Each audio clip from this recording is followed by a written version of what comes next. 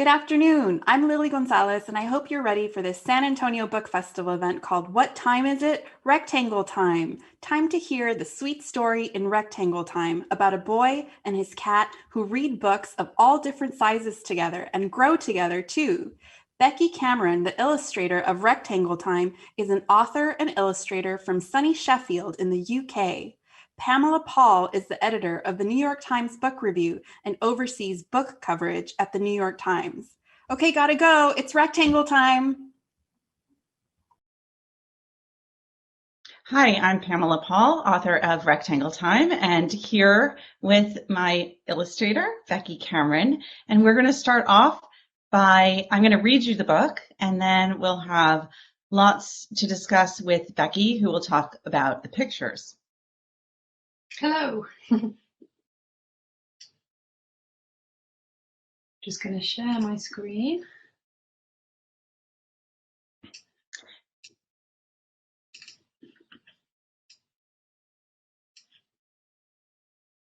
While we're working on this, I will say, for those of you who have not read the book yet, that while this book is called Rectangle Time, it's actually not about shapes. It's not about math. I've had to make that very clear. It's not really about rectangles, but you will see that when we begin the story. Can you see that? I can see it. Hooray. There we go. Rectangle Time. I'll let you read the story. Right.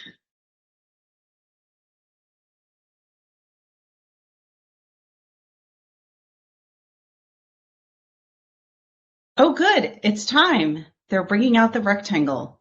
I know just what they need. A soft, fluffy, non-rectangular shape to offset those sharp corners and round out the company. You can always count on me for rectangle time. Be there in a jiff. Boy, man, rectangle, and me. All the necessary pieces are in place. Here's what I've discovered.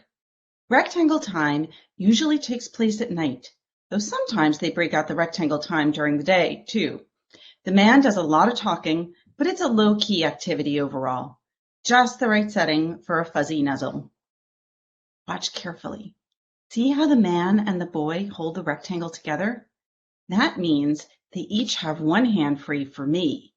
You can tell how much they need me. Sometimes I scratch an itch on the corner of the rectangle. This is how I make the rectangle feel useful too. Other times, I rub my signature scent on the rectangle's edges. This is a form of generosity on my part. We all share in our own ways. Great! It's that time of day again. Hello, rectangle. Wait a second. This is new. The boy and the man are taking turns holding the rectangle now. That's okay. I'll let who's ever not holding it stroke my belly. Some cats get prickly about the belly rub. Not me. The man and the boy are taking turns talking, too? It's nice to have two voices in the mix, but three would be even better. You know, background music. Rectangle time! Something has seriously shifted. What happened to the man? Why is the boy holding the rectangle all by himself? I better go in. Look at the poor guy. He's just staring at the rectangle. Alone. Quiet. Too quiet. Clearly, he needs me now more than ever. That should break up the silence. Feels so good to be helpful. Phew. He still knows what to do with my chin area. I got worried. Yes, that's the spot right there. A bit more to the left, please. To the left. Yow! No big deal. It wasn't on purpose. I get it. That rectangle is awfully small. No wonder he has to stare at it so hard. I must be outside his field of vision. I'll just let him know that I'm ready. We all need little reminders sometimes. Wait, what? I'm going to assume that was an accident. Ahoy! There's that undersized rectangle again. I'll make things right this time. Sorry to keep you waiting. Sweet, fluffy, and very much cuddly object at your service. He seems seriously distracted. I'll move a little closer since it's just the two of us these days. I will enhance your rectangle. Ah, there we go. Now that was not an accident. I must be positioning myself wrong. Maybe softly shaped fluffy objects don't belong on top of rectangles after all.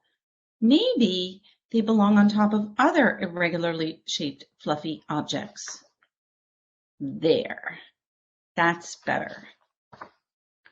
We can still call it rectangle time.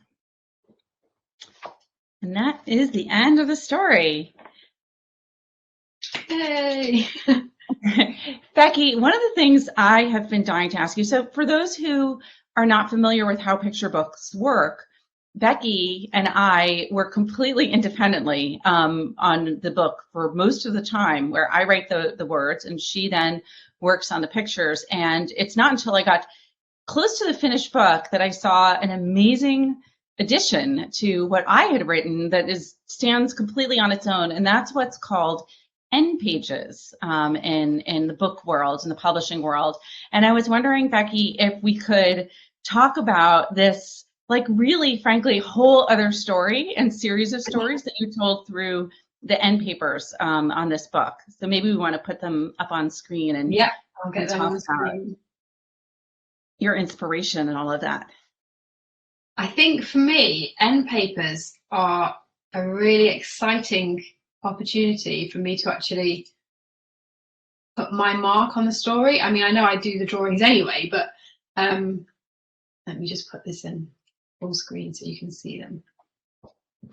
I think because I spent so long getting to know the cat character in the story, by the time I'd finished all of the interiors, I actually had this kind of cat in my mind, and I could visualize all the things that the cat and the boy might have done together or might do together in the future. And this story just kind of appeared in my mind. And it was just quite a nice way of showing actually all the other really nice things that the boy and the cat might do together, as well as looking at rectangles. I mean, this is actually the end of the book, and this is when the boy's grown up. But if we go back to the beginning. Yeah, I was going to say, like, there's a whole narrative that starts, the ones in the front of the book are like before we even get rectangle time. Yeah, when we first talked about whether the cat was going to be a kitten or a grown-up cat, we started with this idea that maybe the cat grows up with the boy. So actually, if you look at the end papers from the beginning of the book, you can see the kitten when the kitten is brought home around the same time as the boy being born. And there's like a kind of story before the story of how the boy and the cat become friends. And you can see the little boy chasing the cat in bath time and reading stories together. And yeah, it was just a really, really nice way of me getting to write a bit of a story as well, really. One of the things I love is that it's so clear that you know cats and clearly you know little children. Like, I just have to talk about some of my favorites on here and ask you about them. Like, I mean, one that is just, the two on the lower left are clearly like, you know, little babies and you know cats. It's like the crying is just like, and the cat like looking mildly concerned, because I think people underestimate cats. Like, they are quite emotionally astute and they tend to know when a child is upset.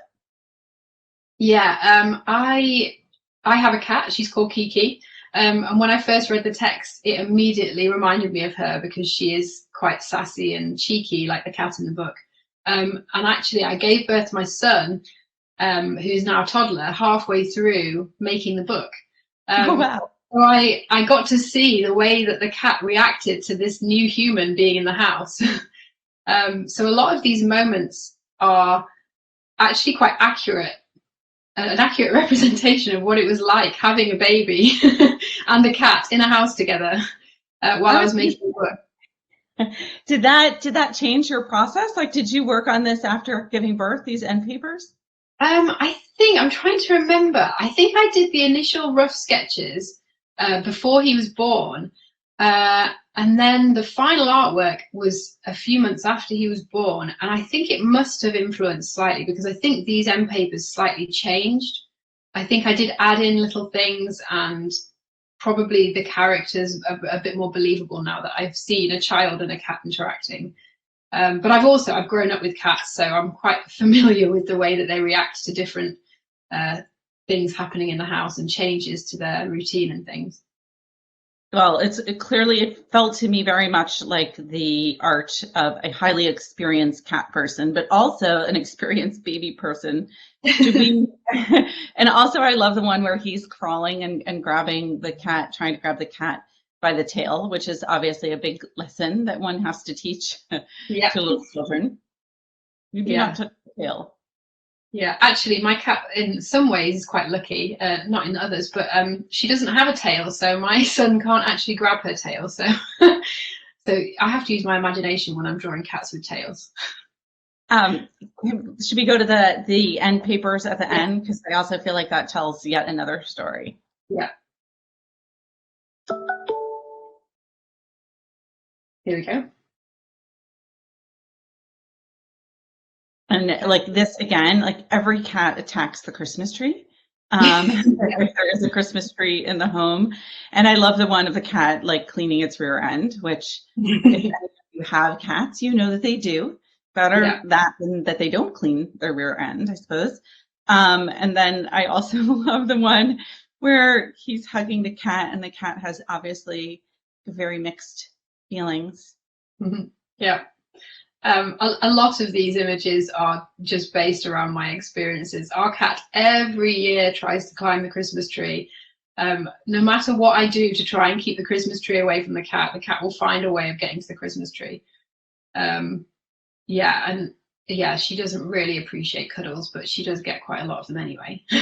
And the clean laundry, every time we have clean laundry, it's just a magnet to cats. Yeah. Oh, yeah. Well, your laundry is folded here. My laundry is usually on the floor, unfolded, and the cat will just kind of make his way onto it. I also like a little tribute you did there to the New York Times Book Review, to my day job, to show that he interferes with the grown-ups' rectangle time too. Yeah.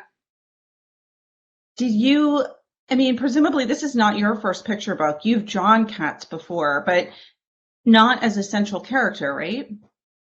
No, this is probably the first one that was so cat-centric. And actually, I've wanted to do a cat book for so long.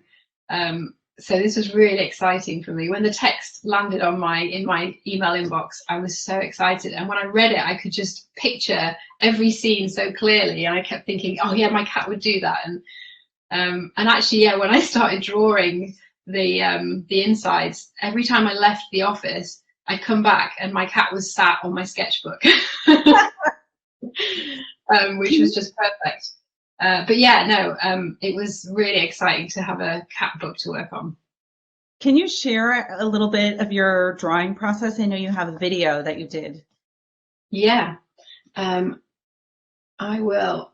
First of all, I'm just going to quickly show you actually some of my sketchbook just while we're talking about cats, because the first thing I actually did when I got the text through was I drew my cat.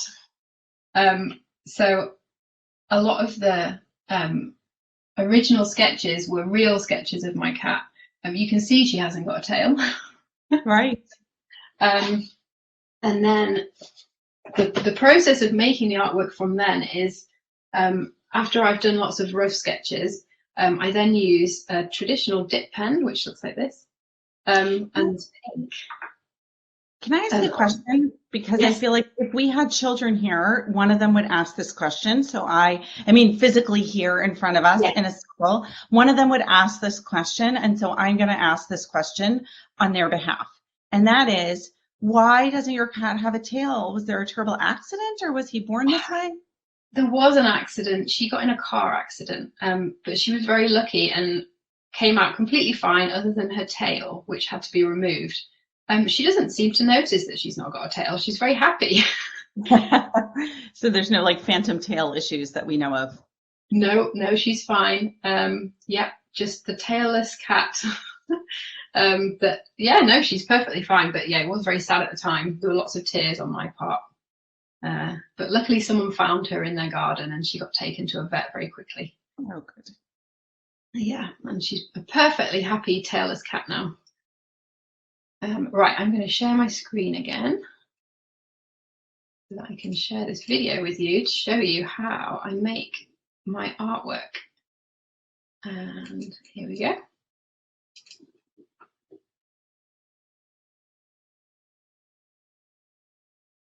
So this is speeded up because it takes a lot longer for me to actually draw. But you can see that I start by doing a pencil sketch. And then I put it on a light box, which makes it easy for me to sort of see the image through the paper, and then I can trace it onto a fresh piece of watercolor paper. And I use black ink for the outlines. And then when the drawing is dry, I've got one more video just to show you. Can you see that video? Yeah. And then I use watercolor and I add all the colored elements in. Almost like a coloring book, really. So this is me at probably 10 times the speed. So one of the things I find fascinating about this is, as someone who, for the record, cannot draw at all, you would never want to see my version of that drawing of a cat and a plant in a book. You might recognize that there were 3 things to look at, but not know what any of them are. So one of the things that I'm curious about is how many times you have to draw each image before you sort of settle on this is the right one. Because for my kids, I have 3 kids, when they see me writing and editing and editing and editing and editing, they're like, oh, wow, like it didn't come out perfectly the first time, which is kind of reassuring. It looks like it came out perfectly the first time here. I would say that is because that one had a lot of planning behind it. But actually, the reality is I go through lots of different versions before I'm happy with something. And a lot of the first sketches are actually incredibly rough. So for the book, they started like, you know, tiny little, almost stickman sketches, and lots of ideas that might not actually make the final cut of the book. And again, when I'm doing the rough sketches, I might draw something 5 or 10 times before I'm happy with it. I mean, this was actually one of the first sketches of the scene where they are going to bed at the beginning of the book. And I remember getting some feedback, which I think was from you, Pamela. Yes. Guilty. I made you draw it over again. Yeah, you did, but that's fine because it improved the story. But you wanted the little boy to be younger and being carried to bed, I guess, to show that actually a love of books can start at a much younger age, which I now know because my toddler absolutely loves books and has loved books since he was tiny. Yeah. Yeah, the idea was that it would sort of show this progression, that the cat would probably be a mature cat, or at least a full-grown cat at the beginning, but that the child was growing older visibly throughout, so that you see at the beginning of the story, there is a man a father, presumably, who's reading to his son. And this is all, of course, seen through the eyes of the cat. So the changes that happen aren't necessarily about the child getting older, because the cat, you know, cats are very clever in some ways and clueless in others. So the cat might not necessarily perceive that the boy is getting older, but what he does see, because he's focused in on his, you know, his own worldview, he's noticing that the rectangle is getting smaller and that the way that they're handling the rectangle is changing.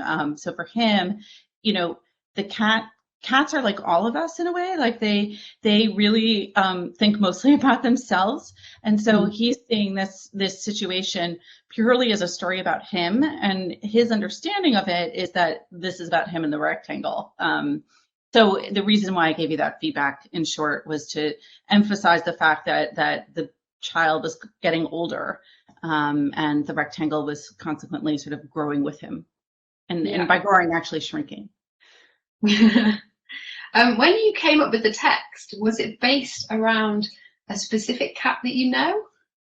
Yes, it was. And we have actually, and we have 3 kids, we have 3 cats. But at the time that this story sort of was birthed, we had 2 cats. One of them actually died, and when we went to get a new kitten to replace poor Johnny, R.I.P., it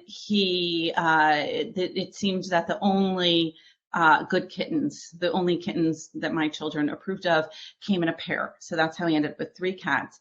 But this is in fact based on Zoomer, who is still with us. And Zoomer, it's kind of interesting. He will not come into my youngest's room if we are chatting, or he will not come in, certainly if my son is playing the cello. The cats are very offended by the cello. And he won't come in if we are, playing a game. But as soon as I start reading aloud to my son, there's something in the cadence or the rhythm or the tone, something that he senses, and he's like, oh, it's time for me to come in. So we actually, like, this is completely nonfiction in many ways. He would come in and we would joke and we'd be like, it's rectangle time, because we just thought, like, what would this look like from the cat's perspective? And so that's where the idea sprung from. And actually, I noticed that you dedicated the book at the beginning to Zoomer. There's a little picture here, isn't there? Yeah, and you have your dedication too. I actually thought it was so interesting because both of us have tuxedo cats, but the cat who is the protagonist of this story is a calico. Was that, like, what was that? Was intentional. Yeah, that was the other thing I spent quite a lot of time doing at the beginning, was trying to decide what this cat would look like. And I did try drawing some tuxedo cats, and I drew cats of all different colors and shapes and sizes. And the reason that I chose a calico cat in the end was because the 2 human protagonists are male. I decided that I liked the idea of the cat being female, and most calico cats are female. So I wanted to do something that would hint towards the fact that the cat's female, because it doesn't actually say in the text, because it's narrated by the cat. That is so interesting. See, I'm learning things about my book that I didn't even know. It's funny because one thing I've noticed in the reviews is that in some of the reviews of the book, the cat is very clearly a male cat. And in others, the reviewer sees the cat quite obviously as a female cat. And I kind of thought that was interesting. Like, people will read into the story what it is that they want to see. Yeah. And that's kind of the beauty of it, actually, is that the narration voice can be whoever they want that cat's voice to be. And actually, when you read the story out, I thought, wow, you make such a nice cat. Don't tell my cats that. I'd be very upset by that. I'm curious, do you ever write your own work, or are you primarily or exclusively an illustrator? I have written one story. I've written lots of stories, but I've published one story that I've written, which is called Wishing for a Dragon, which came out a couple of years ago in the UK. But mostly I draw pictures for authors. I think drawing was always my first love, and it's the thing that I know best. I've done it most of my life. So most of the time I leave the writing to the people who do writing most of the time. So it's funny, like, if you're not writing the stories, then it's a little bit like an actor who's waiting for scripts to come along and find something that resonates with them, but not necessarily writing and coming up with the stories themselves. And I thought it was so interesting that you said, I've been wanting to do a cat book. So I'm trying to imagine, like, if you're sitting there as an illustrator, I mean, you're not sitting there, you're obviously very busy at work and being a mother. But if you're waiting for stories to come to you, and you said you were, had been wanting to do a cat book, what are the other stories that you're like, if only someone would send me a book about this, or a story that includes that? What would they be? When I was a student, when I was doing my degree show, I actually wrote a story that was never published. And actually, these are the characters from that story that was never published. And it was about a very accident-prone cat, which was based around my cat, actually, who had her accident. But at this point, she hadn't even had her accident. She used to get stuck in trees. She used to come home with all sorts of injuries. And and I always thought that would make a really nice story. And it was called Cone Kitty. So yeah, I always thought maybe a cat that was a bit cheeky or a bit accident prone, or getting into tough spots maybe would be quite fun. I love the idea of Cone Kitty. I have to say, I saw some of those drawings on I think it was on your website or on your Instagram. And, I love the idea of a cone around a cat's head. Is when you have a cat who has a cone on their head, I know some of you probably watching have had this experience. It's very sad. It's very sad, but it's also a little bit funny. I hate to say that because I do feel a lot of compassion for the cat with the cone. But the reason that it's funny is, again, getting back to that combination of cats being very clever, but also being a little bit clueless. So they sense that something is not right, and but they don't quite know what it is. So they'll do things like try to scratch their neck, but there's the cone there, and they're just very confused as to why they are obviously scratching. They obviously have an itch, but the itch isn't going away no matter how much they scratch, so it's sort of a funny, I feel like there's a lot of possibility for humor in that scenario. Yeah, my cat, when she has a cone on her head, she does things like she walks backwards to try and get out of it. Oh, that's so great. Yeah. So we only have a couple of minutes left. I don't know, did you have any questions? Again, like, we didn't know each other. We hadn't met or really talked before this. So did you have any questions about like why I decided to do certain things with the story? Yeah. I think a big question for me is, what was it like writing a text but not doing the pictures? Did you have an image in your mind about what the images would look like before you saw my take on it? So, I had ideas. I definitely thought that the person with the boy with the book, when the cat lies down, I definitely thought the cat's going to lie down on the book entirely at some point, and that very obviously what the kid is going to do is they're going to take the book like this, and they're going to go like this and just sort of spill the cat off.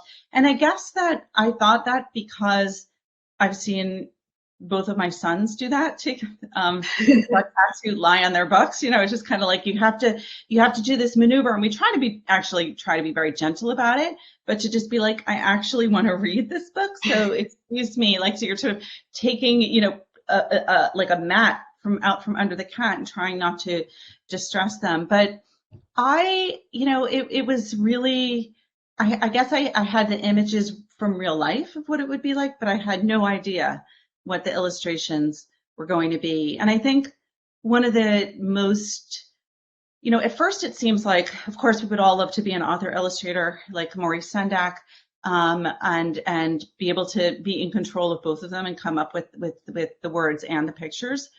But there's almost something really challenging and creative about letting go of half that process, at least for me, and sort of thinking, what I need to do is, with this story, give enough of a sense of what's happening without showing anyone.